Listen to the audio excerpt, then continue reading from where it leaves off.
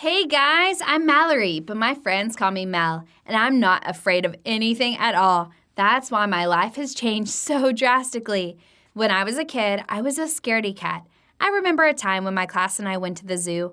All the kids stopped at the cage with a tiger. The teacher said that it would appear any minute, and we had to wait. But several minutes passed and the tiger never showed up. I felt bad and a terrible thought occurred to me. I shouted, "The tiger had escaped!" I shrieked and ran away to hide. The children started pointing and laughing at me. Then the sleepy tiger came out of his cave, but nobody paid any attention to him because it was more interesting to laugh at me. After this embarrassing incident, I was given the nickname Chicken, and they had reasons for it. For example, if I heard a loud noise, I hid immediately. But the most embarrassing situation happened to me in high school. That time, the principal had a brilliant idea to have a fire drill and not warn the students. I was standing at the board and answering the teacher's questions, when suddenly I smelled the faint whiff of smoke. Immediately after the fire alarm went off, the teacher said in a calm tone of voice, "Everyone, please follow me." "What? Don't you understand? There's a fire!" My heart began to race. I jumped up and ran to the window. I could see the fire trucks already parked outside the entrance, and the firefighters themselves were spreading hoses and preparing ladders. Our class was lucky that we were on the first floor. Without thinking, I grabbed a heavy chair. "No, Mel, listen. Listen to what? There's a fire! Everybody needs to get out!" I threw that chair right through the window. The glass shattered into tiny pieces. The whole class was terrified to see what I'd done. "Follow me!" After saying that, I didn't even look to see if anyone had followed me. I just jumped out the window. There were firemen working outside. Without wasting a minute, I waved towards the broken window and shouted, "There's a fire!" The firefighters who had been lazy before suddenly sped up. They rushed into the building, and now I'm feeling safe watching the rescue operation from outside. After only a few minutes, the director came out. He was covered in foam from head to toe. Behind him appeared a perplexed fireman holding a metal bucket. Inside the bucket was a pair of burnt pieces of paper, which turned out had been burnt by our principal to create the smell of smoke. The principal gave me a very angry look. I thought for sure now I was going to be expelled from school. But I was lucky. The city administration stood up for me, arguing that fire drills should not be conducted without proper training. But I still got a big blowout from my parents. After all, they had to pay for the broken glass. But the worst thing was that after the incident, everyone stopped talking to me. They didn't even call me any names. The children didn't want anything to do with me, thinking I was crazy. I had to get a job to help my parents pay the money. It was a very difficult time in my life. I didn't have any friends left, and my parents were angry that I was embarrassing them. I got depressed, and I didn't want anything except to get rid of this eternal habit of being afraid of everything. One day when I was walking in the park, I saw a rather high mountain about 3 meters high. It was the thing I was most afraid of, so I decided that if I could conquer that fear, I could handle others easily. I slowly crept to the edge of the cliff, one step at a time, until I felt there was nowhere else to go. Just don't look down is the motto of anyone who's afraid of heights. But today, I was going to break it. I lowered my gaze. I had done it for nothing. Fear was deceiving me, and it seemed that there was not 3 meters, but 10. My whole body was shaking. I couldn't even take a step back. I just stood at the edge of the cliff, and I was trembling. Suddenly, the edge of the ground beneath my feet crumbled. My body was pulled forward, and I flew down. I woke up late at night. The first thing I saw when I opened my eyes was a starry sky. My head was pounding with pain. I struggled to get up and walked home. Yes, it had been a stupid thing to do, but it didn't seem to have caused any serious injuries. I took a couple of pills for my head, then I went to work. Because of that broken window, I was standing behind the cash register punching in someone's purchase when suddenly a suspicious-looking guy walked into the store. He looked around and then he put his hand in his jacket pocket and with a quick but uncertain step headed for the cash register. "Take everything out of the cash register and put it in the bag." "I'm not going to."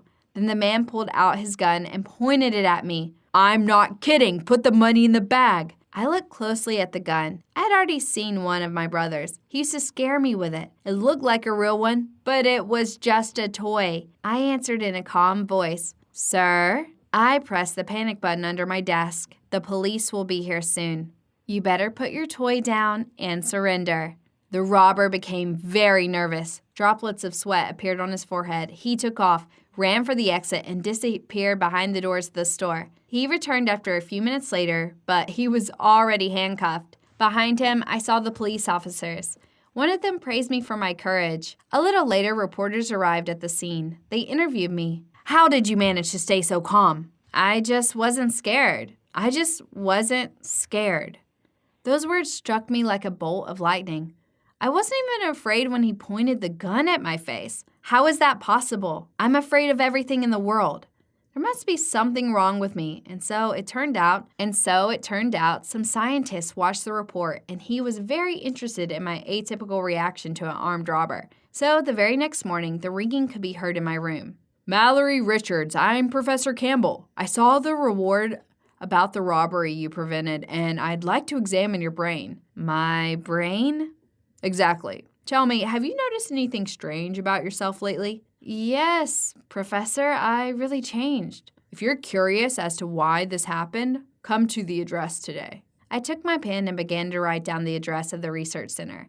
Without a moment's hesitation, I headed there. Professor Campbell was very happy to see me. He said he wanted to undergo a full medical examination. Wanting to find out what had happened, I agreed. A few days later, the professor summoned me back to his office. He threw some pictures on the table and pointed to one of them. Tell me, Mallory, did you have any head injuries? I smiled, embarrassed. I think so. Why do you ask? You have a damaged amygdala, which is responsible for fear. In other words, you're not afraid of anything. Oh, wow. I didn't even think that was possible. The doctor said he wanted to give me a couple of tests.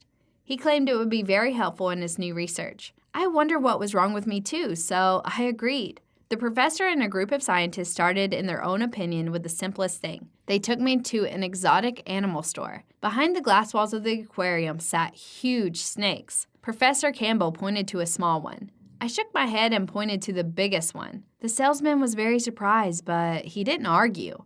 He pulled out a 3-meter-long snake and placed it right on my shoulders. I could feel the reptile slowly braiding my body, barely squeezing my muscles, but I felt no fear. Rather, curiosity played in me. At one point, I got interested in it. Can I pet the tarantula? I don't think so. But he's so cute. The professor shook his head negatively, realizing that dangerous animals wouldn't scare me. The scientist came up with something new. The professor locked me in a dark room. On a huge screen appeared the image of an old mansion. The announcer's voice told me that the house was built on an old cemetery. Everyone who lived in it or visited it died or disappeared without a trace. The souls of these people still wandered in the house in search for peace. The recording stopped abruptly. A professor entered the room. I suppose you know we're going to a haunted house. That's right, we'll ask you to spend the night there. I've avoided adventure all my life, therefore I was craving for it, so I would agree on dinosaurs and aliens and all sorts of other stuff. The professor's car stopped on a dark street. He gave me a backpack with food and a flashlight and then hit the gas and drove off. It was an old mansion on the outskirts of town. I went into the house, turned on the flashlight, and looked around. The floorboards were rotten and creaky.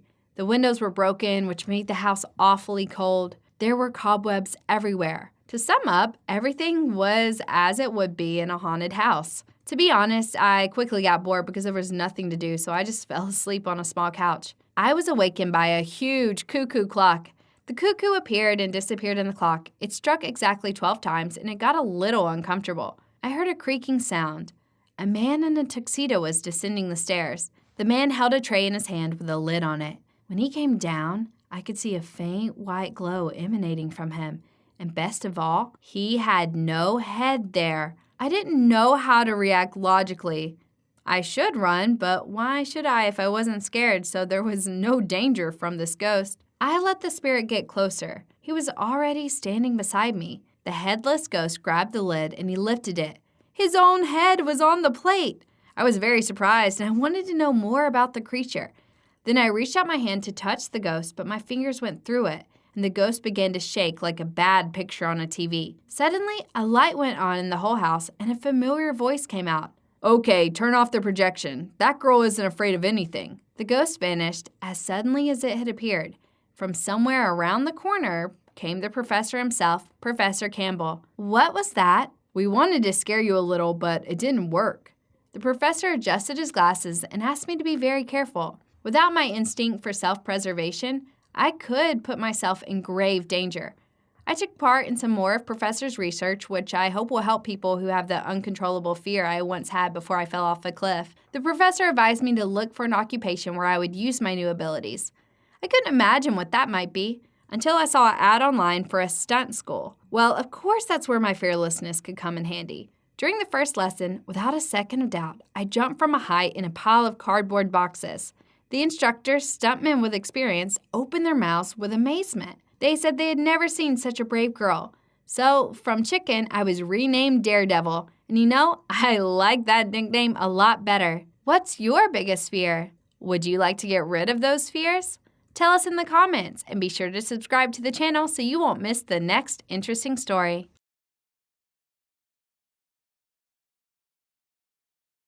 Hello everyone, I'm Jess, and I'm very ashamed that my brother is a bum. Yes, in literal sense of the word, he lives on the street. Now I'll tell you how it happened. In general, our family is quite wealthy, or rather my dad is a very rich man. His parents were poor, saving on everything they could, and we're barely able to pay for my dad's university tuition in the hope that their investment would pay off years later. He met their expectations 100% and achieved great success in his work while becoming a principled advocate of discipline, believing that it is because of that he is who he is. He completely determined the daily routine of his children, that is, my brother and me, and controlled all of our movements down to the steps. But then my elder brother, Eric, became a teenager and decided to rebel against the home dictatorship. He stopped following our father's instructions and instead went out with his friends whenever he wanted and as much as he wanted. When Eric returned home after midnight once again, our father was very angry with him and threatened to kick him out if it happened again. But my brother did not believe that his own father could do this and continued to behave the same way. And a few days later, early in the morning, unexpected for all of us, my father told my brother to pack up, and he had just a few hours to leave the house voluntarily. My mother and I were sure that it was just a joke, but my brother agreed to leave, saying that he did not intend to tolerate tyranny and would rather live on the streets. An hour later, Eric stood on the doorstep with a bag of belongings and said goodbye to us. Mom and I looked at Dad, expecting that he would take pity and tell my brother to stay, but not a single muscle trembled in his face, and my brother left in an unknown direction. Eric and I stayed in touch, and I knew for the next 2 weeks he spent the night with friends, and then their parents forbade him to stay any longer with them, and he had to spend the night on the street. At the same time, my mother gave my father scandals every day, but it was useless. He never gave up his word and did not change his decisions. Due to stress, my mother started having heart problems and was admitted to the hospital.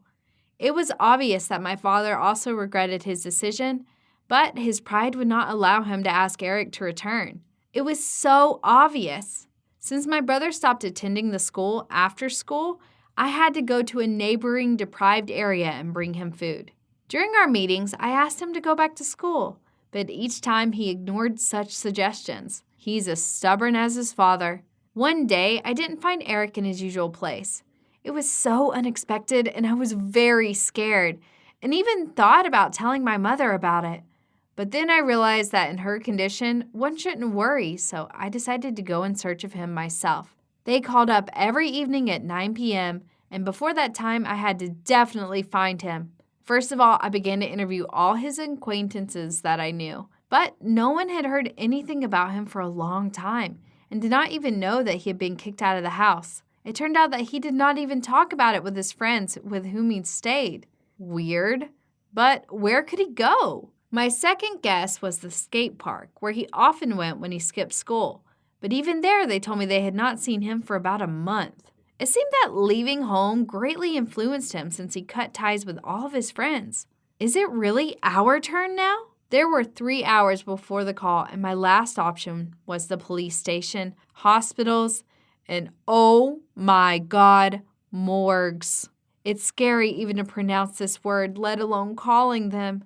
However, I did not have any time to dial any numbers because my phone rang. It was an unfamiliar number, and I felt in my gut that it had to be something to do with Eric. And yes, I heard my brother's voice on the other end of the line.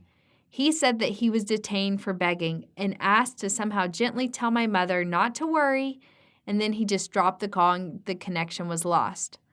I don't know what smart pants are. If he told everything to Mom from his lips, everything would have sounded much more convincing.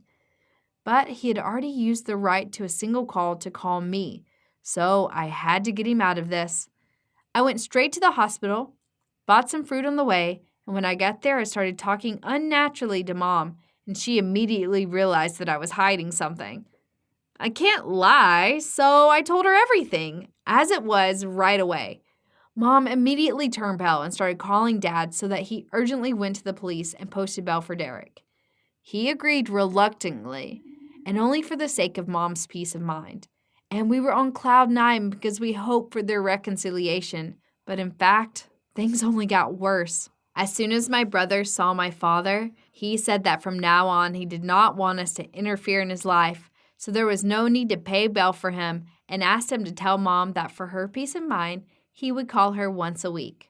Of course, all of this became even more stressful for Mom, but she was simply faced with the fact that she could not change anything. Mom stayed in the hospital for another week, and then she was discharged. The atmosphere in the house became incredibly tense. My mother blamed my father for everything. She said that because of him, she had lost contact with her son. My father blamed my mother for everything, saying that now we see the fruits of her upbringing, namely their permissiveness. So I decided to find Eric on my own and talk to him personally. After all, we always managed to get along well.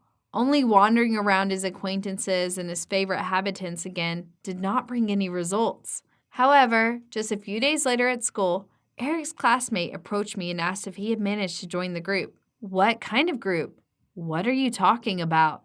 I cried out. I thought he was talking about some kind of cult or some secret society. Then Mom would definitely go to the hospital again or go crazy. Anyway, not everyone gets out of there alive. As it turned out, I was not far from the truth because Eric's classmate said that my brother had come up to him a couple days ago and asked where to find hippies who had created a musical group. He had heard of them and would like to join their collective. Eric and music? He has had a musical bone in his body since he was born. It all sounded so delusional that at that moment, I even thought that they were trying to confuse me and lead me on a false trail. However, Eric's classmate gave me the address of the band's rehearsals, and I went straight there. It turned out to be a garage located in the industrial zone, which made me feel a little creepy. As soon as I got to the right place, I heard music from behind the door and decided to knock. The garage doors were thrown open, and 4 guys in strange clothes with musical instruments appeared in front of me. Eric sat among them at the drum kit and looked quite cheerful. This immediately caught my eye because I expected to see my brother harassed and intimidated by some sect, but I immediately realized that I was wrong. Eric was not surprised to see me, but instead he invited me to sit down and listen to their music. Well, all these strange motives are not my cup of tea, but for the sake of respect of my brother, I sat till the end, overpowering myself every minute. Their music seemed terrible and unbearable to me. But the guys were quite happy with themselves, which means that this was considered normal. After the rehearsal, I went out to talk to Eric, and he acted like everything was fine and nothing happened. I got mad at him and told him to explain everything to me, or even better, go home with me right now and continue the conversation there. But Eric said that now his house is in this garage and the street. He started saying that he likes to live the way he lives now. He likes to enjoy his freedom and the lack of boundaries. He calls himself a happy man. And then he turned and left.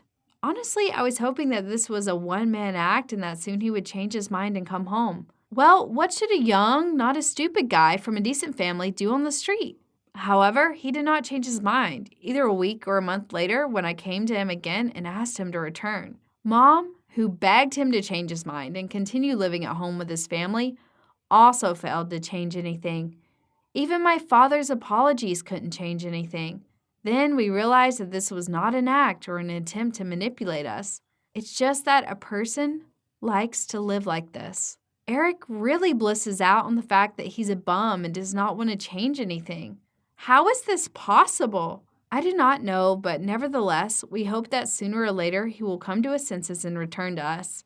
But what strikes me most is that our family's life has changed so dramatically. In just one day, because of a careless word from my father, I'm sure if he knew what the consequences would be, he would look for a different approach to Eric. Do you think people become bumps because they wanted to live on the streets or out of desperation? Share your thoughts about this in the comments, and I would be grateful for every like and subscription.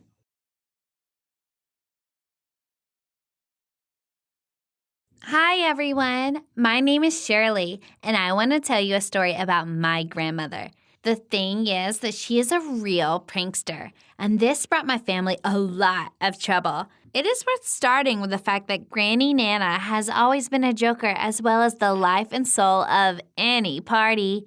When she was young, she caused a lot of trouble for her parents because of her jokes and peculiar humor. Later, she gladly made fun of my parents and then of me.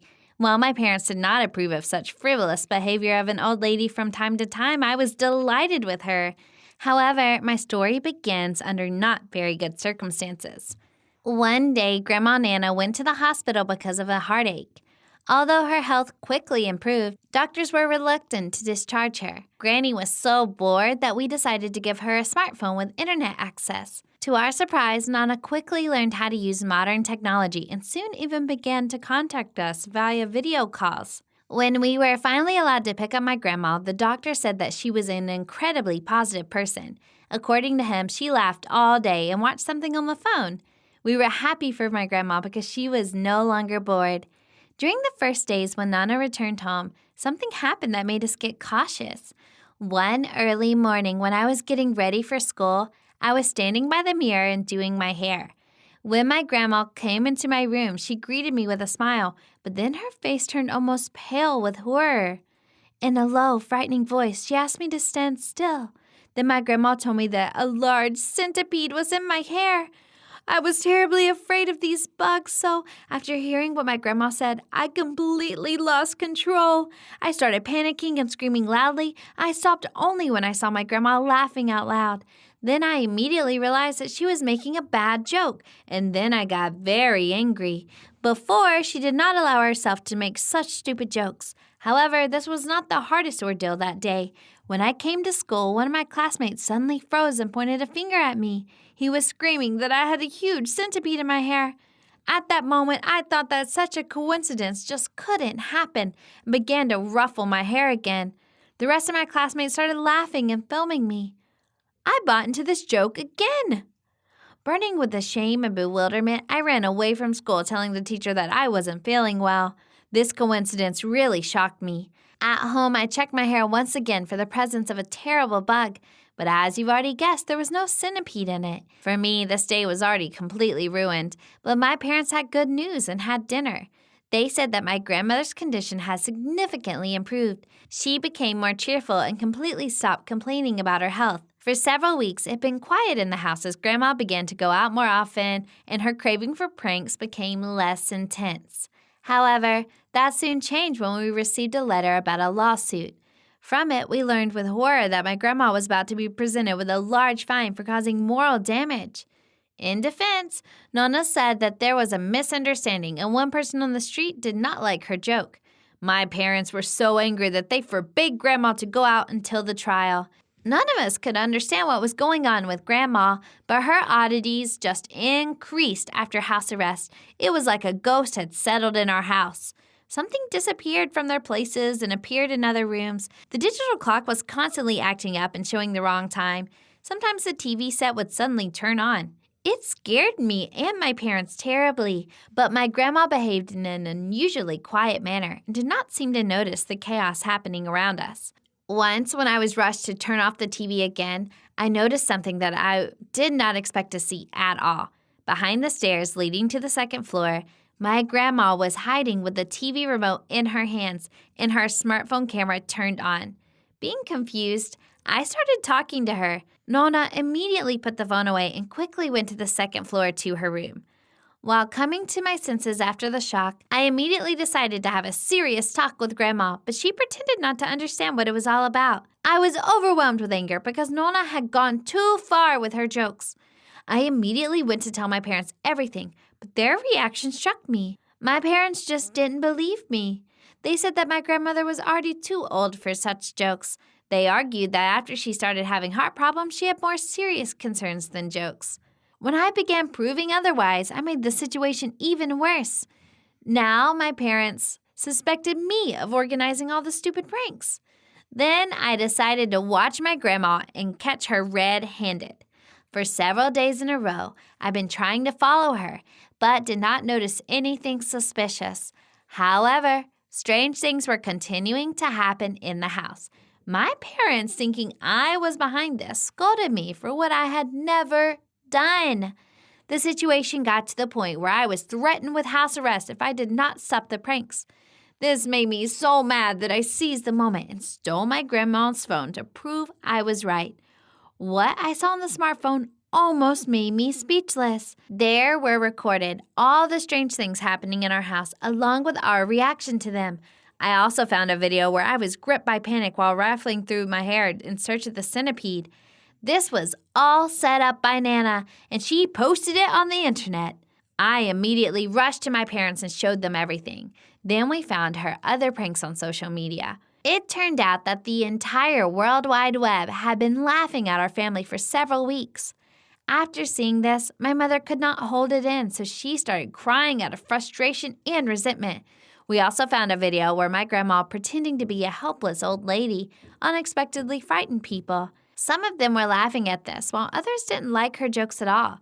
There was also a man who, out of fright, sat down right on the sidewalk, clutching his heart. Later, it became known that this was the same man who sued Nana. After that, my parents were talking with my grandma for a very long time. She said that she just wanted to cheer people up, but my parents did not accept this excuse. My grandmother eventually realized that she was wrong. She got really upset because of the fact that her jokes led to such serious consequences. During the next few days, we did not speak to my grandma at all. We were very upset with her behavior, and my parents had to pay a considerable fine to the man who had a heart attack. When my vacation was over, I went to school and heard a lot of offensive jokes about my family. All of my classmates saw my grandma's pranks, even though we deleted them all from popular social media.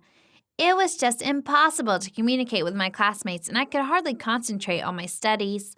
My parents also faced situations when some colleagues were laughing at them. My grandma's pranks made our life so much more difficult, but most of all, she hurt herself. We no longer believed a single word that she said, and it played a cruel joke on her. One day, she complained that she had a heartache. She said it with a strange smile, and in her hand she was holding a brand new smartphone, which she apparently secretly bought herself on an online store. My mom got angry and took her phone away, saying that she had enough of her pranks. Grandma continued to smile and complain of chest pains, but we no longer believed her. Only when she sat down on the sofa out of exhaustion did we realize that she was not joking. Dad immediately called an ambulance, and Grandma was taken to the hospital. Doctors said that she almost had a heart attack, and they barely managed to save her. As it turned out, the smile was unknown as face appeared because of muscle spasms. She tried to call an ambulance using her smartphone, but nothing came of it. We suddenly felt really ashamed of the situation, so we decided to apologize to my grandma. But to our surprise, Nona apologized to us herself. She realized that she was to blame for everything. Also, my grandma promised to never do pranks again, so as not to harm anyone else. Have you ever come across pranksters?